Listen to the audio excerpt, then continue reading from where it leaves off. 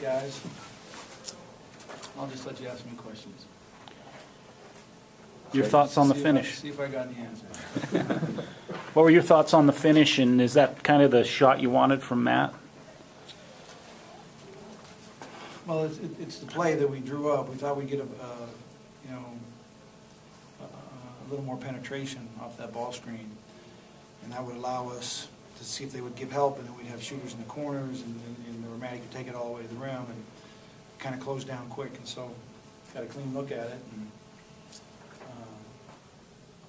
it didn't go in, but with the time difference, we could send all 5 guys to the glass, because it was going to be really difficult for a rebound, and then them to get back with a second and a half or something difference in the shot clock and the game clock. So we sent them all in, and Craig got a clean look, and huge basket for him. I'm really excited for him and happy for him.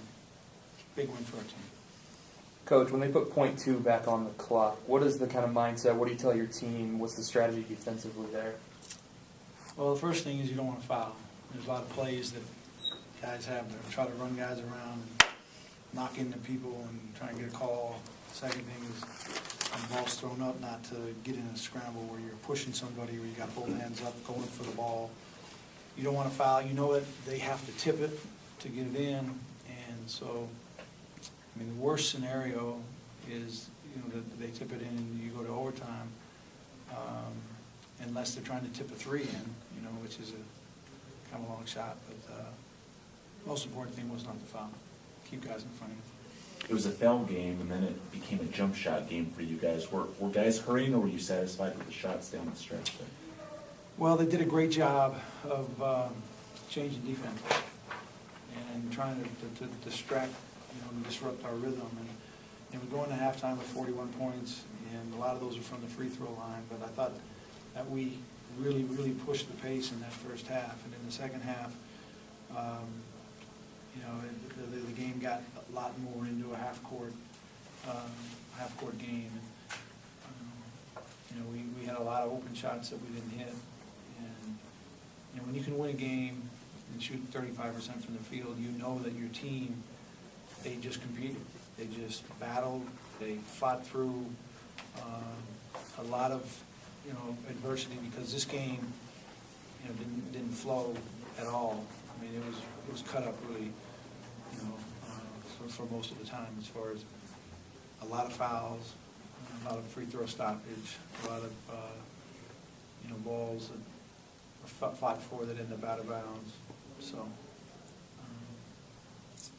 to end up hitting a big shot and win it, and hopefully our guys will get a real emotional lift from that. You talked about the struggles of rebounding out of zone. Stu was talking about it. Are the challenges generally the same, or can two teams have totally different gaps that open based on how you play that defense? A lot of it is your personnel, the size of your personnel. They play a couple of really big guys that just kind of ride you right out, and make it tough. But I think one of the biggest plays of the game was an offensive rebound and the shot with Ty guy. We got that timeout, but that offensive rebound was because we were kind of on our heels. We were reeling a little bit, hadn't scored from the field. I think Brandon made some free throws, but we get that offensive rebound, get a timeout, and then we get a chance to run the last play. Coach, 51 fouls, 60 free throws. Can you attribute that to just an in-state rivalry, or was the game just called differently than you're accustomed to? No, I think if you asked the players who played the game, that they would tell you that it was really physical, and there probably could have been more fouls called. And I think that is attributed to the fact that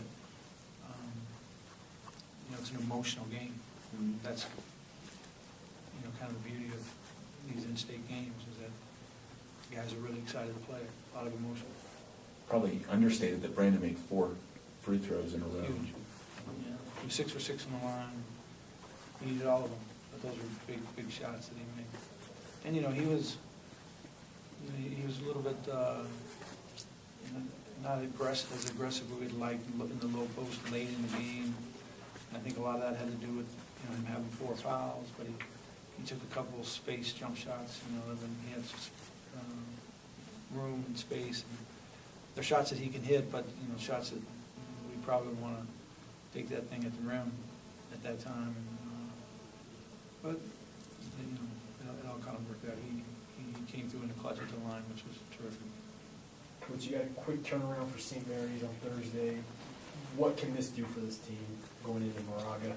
Well, I think anytime you win a close game, that your guys, their confidence level is, is good. So, you know, tomorrow will be a travel day and a preparation day, but I think their spirit should be good, and I look forward to a really tough game on Thursday. But, you know, I just, I think that when you compete together as a team, and we competed hard for 40 minutes. It was a hard-fought game. A lot of guys got a chance to play and participate, and hopefully it, you know, brings our team together. Craig's no stranger to that in practice, right? I mean, he's hit a few. Yeah, he's. You know, Craig will tell you. He'll probably tell you that, you know, what he's really done for us. Did it in the Utah game, did it in the San Francisco game, did it in a game here. Just crucial 3-point shots in transition that he's hit for us at crucial times in the game. And he had that one in the corner a few possessions earlier where he's wide open, and I think everybody, you know, on the bench and the court thought that was going in, because those are the ones he really makes. And, but he got the one that counted, so good for him.